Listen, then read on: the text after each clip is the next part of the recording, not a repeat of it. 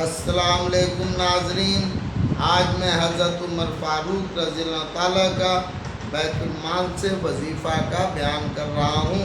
حضرت عمر رضی اللہ تعالیٰ بھی تجارت کیا کرتے تھے۔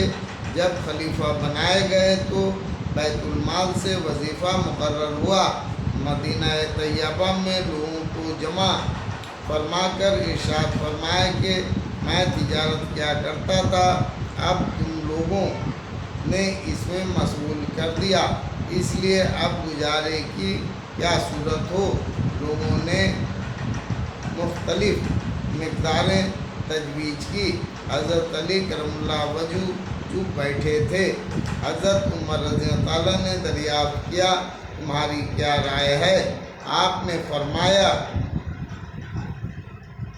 توسط یعنی درمیانہ خرچ کے ساتھ جو تمہیں اور تمہارے گھر والوں کو کافی ہو جائے۔ حضرت عمر رضی اللہ تعالیٰ نے اس رائے کو پسند فرمایا اور قبول کر لیا اور متوسط مقدار تجویز ہو گئی۔ اس کے بعد ایک مرتبہ ایک مجلس میں، جس میں خود حضرت علی رضی اللہ تعالیٰ بھی تھے اور حضرت عثمان رضی اللہ عنہ تعالیٰ، حضرت جبیر رضی اللہ عنہ تعالیٰ، حضرت طلحہ رضی اللہ عنہ تعالیٰ شریک تھے، یہ ذکر آیا کہ حضرت عمر رضی اللہ تعالیٰ کے وظیفے میں اضافہ کرنا چاہیے کہ گزر میں تنگی ہوتی ہے، مگر ان سے عرض کرنے کی ہمت نہ ہوئی، اس لیے ان کی صاحبزادی حضرت حفصہ رضی اللہ تعالیٰ، جو حضور صلی اللہ علیہ وسلم کی بیوی ہونے کی وجہ سے ام المومنین بھی تھیں، ان کی خدمت میں یہ حضرات تشریف لے گئے اور ان کے ذریعے سے حضرت عمر رضی اللہ تعالیٰ کی اجازت اور رائے معلوم کرنے کی کوشش کی، اور ساتھ ہی یہ بھی کہہ دیا کہ ہم لوگوں کے نام نامعلوم ہوں۔ حضرت حفصہ رضی اللہ تعالیٰ نے جب حضرت عمر رضی اللہ تعالیٰ سے اس کا تذکرہ کیا تو چہرے پر غصے کے آثار ظاہر ہوئے۔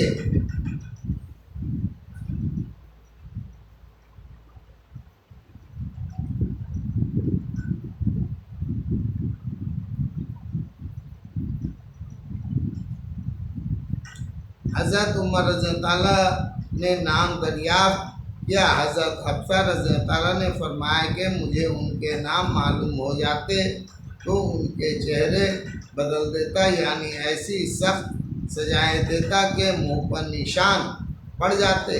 تو ہی بتا کہ حضور صلی اللہ علیہ وسلم کا عمدہ سے عمدہ لباس تیرے گھر میں کیا تھا؟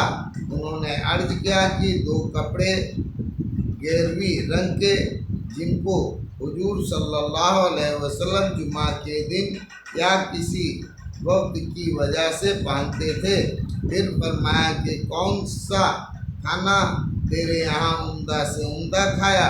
عرض کیا کہ ہمارا کھانا جو کی روٹی تھی، ہم نے گرم گرم روٹی پر گھی کے ڈبے کی تلچھٹ الٹ کر اس کو ایک مرتبہ چپڑ دیا تو حضور صلی اللہ علیہ وسلم خود بھی اس کو مزے لے کر نوش فرما رہے تھے اور دوسروں کو بھی کھلاتے تھے۔ فرمایا کون سا بستر عمدہ ہوتا تھا جو تیرے یہاں بچھاتے تھے؟ عرض کیا ایک موٹا سا کپڑا تھا، گرمی میں اس کو چوڑا کر کے بچھا لیتے تھے اور سردی میں آدھے کو بچھا لیتے اور آدھے کو اوڑھ لیتے۔ فرمایا کہ حفصہ ان لوگوں تک یہ بات پہنچا دے کہ حضور صلی اللہ علیہ وسلم نے اپنے طرز عمل سے ایک انداز مقرر فرما دیا اور امید پر کفایت فرمائی۔ میں بھی حضور صلی اللہ علیہ وسلم کا اتباع کروں گا۔ میری مثال اور میرے 2 ساتھی حضور اقدس صلی اللہ علیہ وسلم اور حضرت ابوبکر صدیق رضی اللہ تعالیٰ کی مثال ان تینوں شخصوں کسی ہے جو ایک रास्ते पर चले। पहला शख्स एक तोशा लेकर चला और मकसद को पहुंच गया। दूसरे ने भी पहले का इत्तिबा किया और उसी के तरीके पर चला, वो भी पहले के पास पहुंच गया। फिर तीसरे शख्स ने चलना शुरू किया। अगर वो इन दोनों के तरीके पर चलेगा तो उनके साथ मिल जाएगा, और अगर उनके तरीके के खिलाफ चलेगा तो कभी भी उनके साथ ना मिल सकेगा।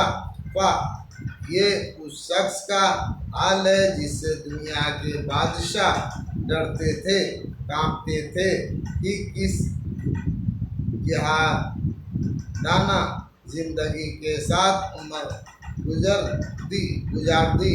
एक मर्तबा आप खुतबा पढ़ रहे थे और अपनी लुंगी में 12 पैबंद थे, जिनमें से एक चमड़े का भी था।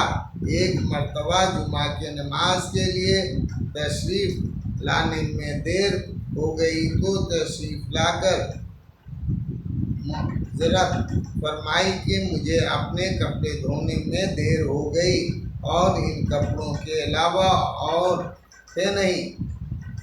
एक बार हज़रत उमर खाना नोश फरमा रहे थे। गुलाम ने आकर अर्ज़ किया कि उत्बा बिन अबी बरकत रज़ियल्लाहु हाजिर हुए हैं। आपने अंदर आने की इजाज़त फरमाई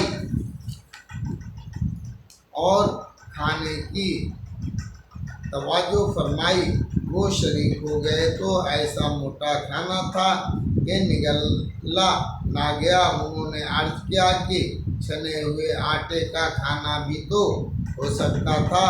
आपने फरमाया, क्या सब मुसलमान मैदा खा सकते हैं? अर्ज़ किया कि सब तो नहीं खा सकते। फरमाया कि अफसोस, तुम ये चाहते हो कि मैं अपनी सारी लज्जतें दुनिया ही में ख़त्म कर दूँ। इस किस्म के सैकड़ों हज़ारों नहीं बल्कि लाखों वाक़यात इन हज़रात ग्राम के हैं। इनका इत्तिबा ना अब हो सकता है, ना हर एक शख्स को करना चाहिए कि तौबा ज़ईफ़ है, जिसकी वजह से तहम्मुल भी उनका इस ज़माने में दुश्वार है। इसी वजह से इस ज़माने में मशाइख़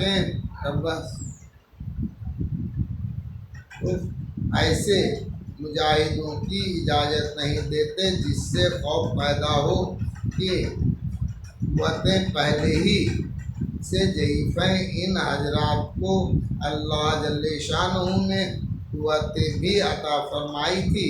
अलबत्ता ये ज़रूरी है कि इत्तिबा की ख्वाहिश और तमन्ना ज़रूर चाहिए कि उसकी वजह से आराम तलबी में कुछ कमी वाक़ हो और निगाह कुछ तो नीची रहे, और इस ज़माने के मुनासिब इत्तिदाल पैदा हो जाए कि हम लोगों हर वक्त लज्जतें दुनिया में बढ़ते जाते हैं और हर शख्स अपने से ज़्यादा माल व दौलत वाले की तरफ निगाह रखता है और इस हसरत में मारा जाता है कि फलां शख्स मुझसे ज़्यादा वुसअत में है।